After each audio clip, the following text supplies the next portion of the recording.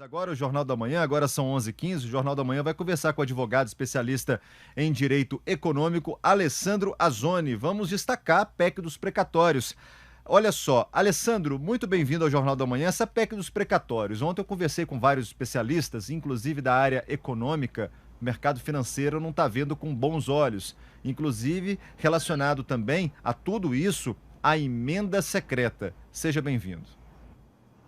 É um prazer estar aqui com vocês, aqui com a Jovem Pan, com os telespectadores da Jovem Pan. Existe o mercado vê como essa ruptura do teto, mesmo sendo por um caso de extrema pobreza, mesmo que seja um pagamento de um auxílio, mas essa quebra, ela abre uma margem de uma possibilidade de se quebrar outras vezes, né? Então eles ficam muito inseguros nesse sentido. É por isso que o mercado reage toda vez que se fala de quebrar o teto. Apesar que no próprio artigo, quando foi feita a questão do teto, ela já colocava uma situação de uso em casos de calamidade pública. E não deixa a extrema miséria, não deixa de ser um estado de calamidade pública, né? Então, nós estamos vendo pessoas realmente numa situação de extrema pobreza.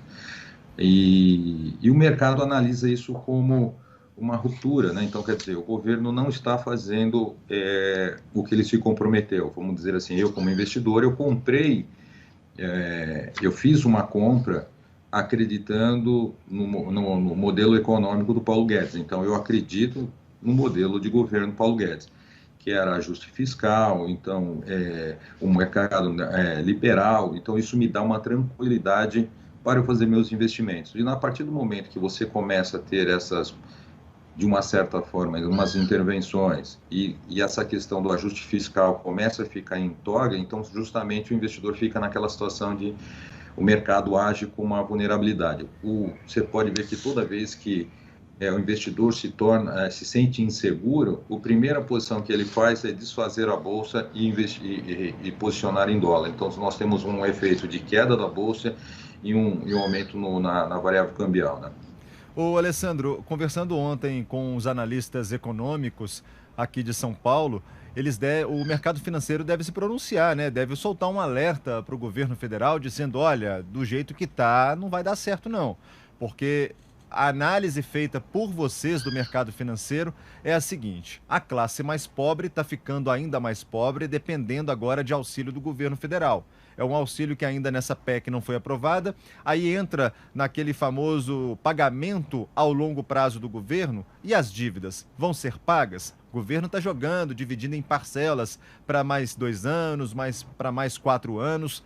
Como que vocês enxergam isso? E ainda o pior, que os analistas estavam me contando ontem, a classe média, a reserva da classe média está começando a se dissolver. Exatamente. Nós estamos com um problema o processo inflacionário, ela corrói completamente a renda. Então, esses índices inflacionários que são apresentados, ele é uma média nacional. Isso só não significa que seja a minha inflação. Então, cada um de nós, eu costumo falar que cada um de nós tem a sua própria inflação. Você tem o seu próprio consumo, eu tenho o meu. Então, somente a classe média, a classe média, conforme ela vai aumentando, ela tem uma despesa fixa e um custo maior para se manter. E para ela se manter nessa situação, ela gasta mais as suas reservas. Então, ela não consegue tirar, por exemplo, seu filho da escola, não consegue cortar certos luxos que acabam tendo, celular, internet, porque isso já faz parte da sua vida. Então, praticamente, ela começa a queimar as suas reservas para a manutenção da sua posição social. É diferente para quem está abaixo da classe média, que ela já está acostumada a fazer esses cortes, conforme o orçamento dela, ela é muito mais líquida nesse sentido de você fazer modificações. A questão do pagamento, me preocupa a questão do pagamento dos precatórios, porque, primeiro, o que é um precatório? É uma ação ganha, alguém que o governo federal, o governo estadual e o municipal, quando perdem as suas ações, pagam com precatórios. E esses precatórios são emitidos justamente porque naquele ano o orçamento não previa aquele pagamento, então tem que ficar previsto por orçamento subsequente. Então, jogar a dívida para frente, você coloca uma insegurança muito daqueles que foram vencedores nas suas ações, que precisam ser restituídos. Realmente, essa dívida ela vai ter que ser paga, primeiro porque é constitucional e vai ter que ser paga, ela não tem como o governo fugir dela.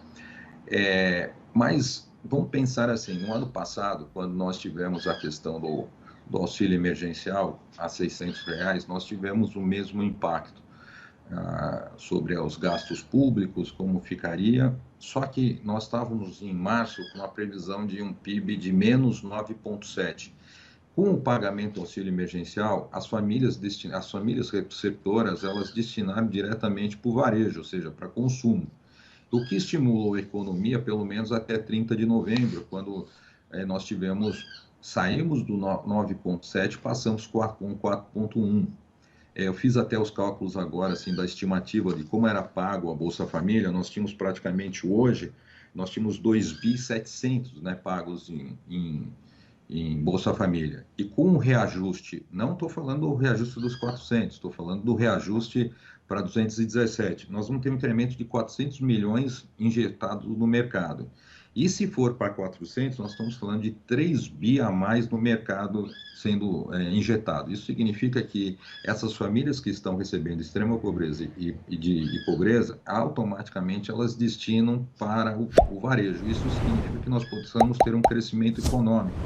E havendo crescimento econômico, atividade voltando, lógico que aumenta a arrecadação do governo e ele consegue pagar as suas contas. Então, é uma questão aritmética agora. Agora, eu acho que, primeiro, toda distribuição de renda, ela traz um benefício. Então, eu acredito que, se nós olharmos a foto agora, é preocupante. Mas, se nós olharmos essa injeção de capital dentro do mercado, como foi feito no ano passado, nós possamos ter um resultado muito mais positivo que nós podemos ter um resultado muito mais positivo.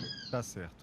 Conversamos com o especialista em Direito Econômico, Alessandro Azzoni. Muito obrigado pelas informações e obrigado por participar aqui do Jornal da Manhã. Eu que agradeço e estou sempre à disposição de vocês. A Jovem Pan é a minha casa. Tá ok, tá tudo certo. Um abraço para você. 11h22.